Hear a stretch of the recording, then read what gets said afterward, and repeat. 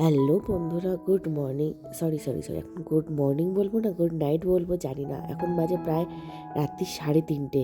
তো অলমোস্ট আমরা সবাই উঠে পড়েছি, উঠে অলরেডি রেডি হয়ে গেছি।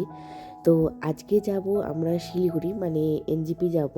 তো এখানে আমার বর আপাতত টুকটাক যে প্যাকিংগুলো আছে সেগুলো করে নিচ্ছে, আর সঙ্গে যাচ্ছে আমার বোন গেছে স্নানে এই সকালবেলা এই ঠান্ডার মধ্যে। যদিও স্নান করার পর খুব একটা ঠান্ডা লাগে না জানি। তো আজকে বিশেষ করে তোমাদের সাথে একটা শেয়ার করার হচ্ছে যে আজকে আমরা বিনা রিজার্ভেশন টিকিটে যাচ্ছি হচ্ছে এনজিপি। তো সেই যাত্রাটা আমাদের আজকে কীরকম ছিল, কি আমাদেরকে নামিয়ে দেবে না কি করবে সেটাই আজকে দেখা আছে আমাদের কাছে। ঠান ঠান গোপাল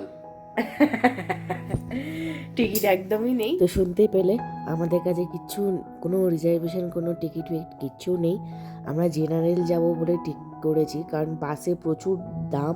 তো চলো আপাতত এখন বেরোনো যাবে। সো আমরা বেরিয়ে পড়েছি, আমাদের 4:10 নৈহাটি লোকাল আছে। তো চলো, চারিদিকটা দেখো কেমন ঘুটঘুটে অন্ধকার, আর দেখো একটা জিনিস, দেখো কি করছে আমার বর।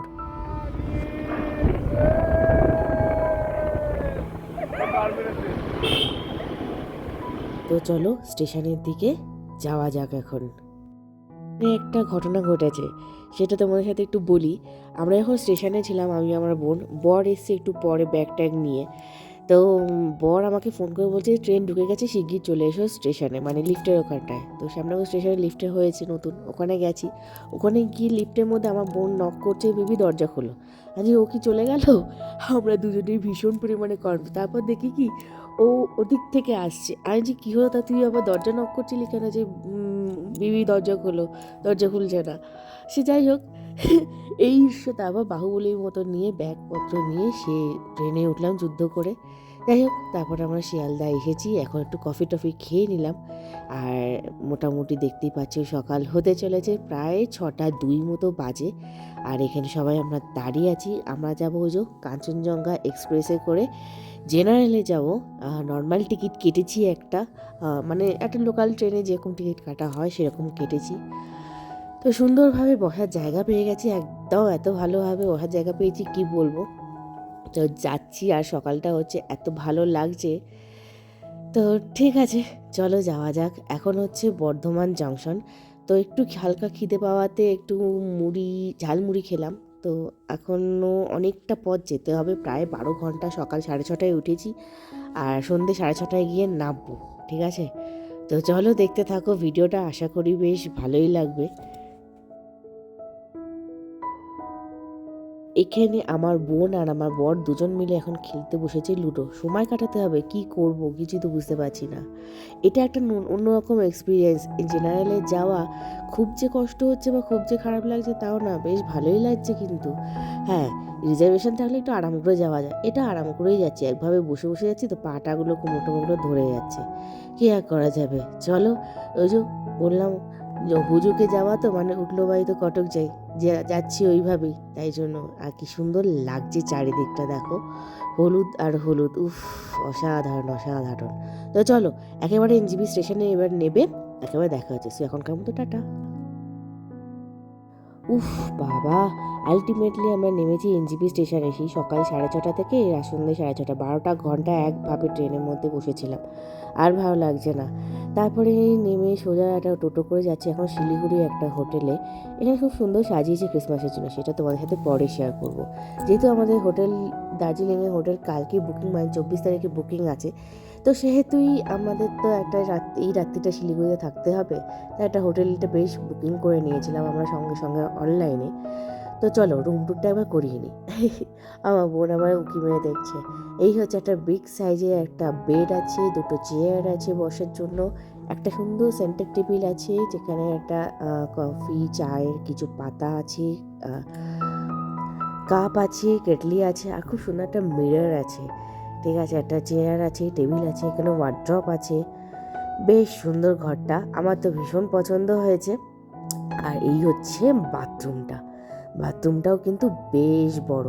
আর এই হচ্ছে আমার ঘরের থেকে ভিউটা, খুব সুন্দর লাগছে কিন্তু দেখতে।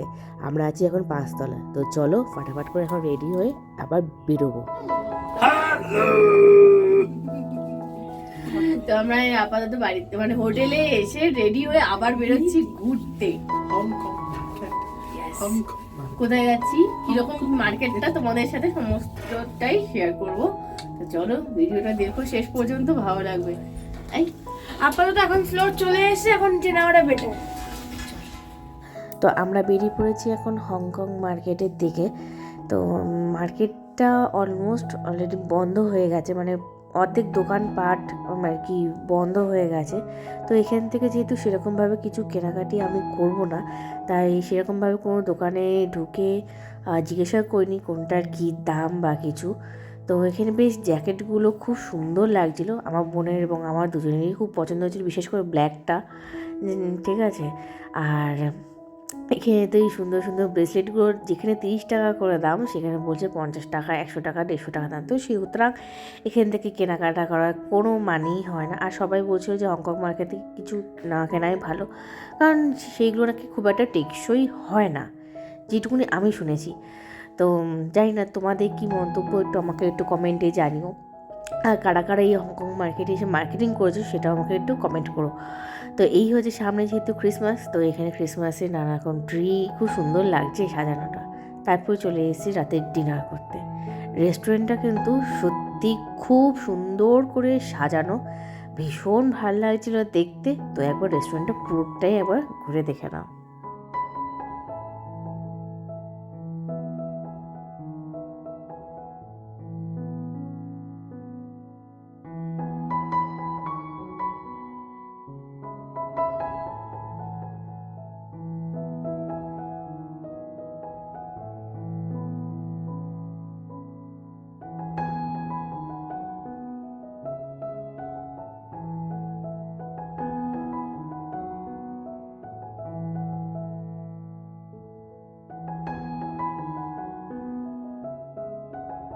রেস্টুরেন্টটা ঠিক কীরকম অবশ্যই একটু জানিও।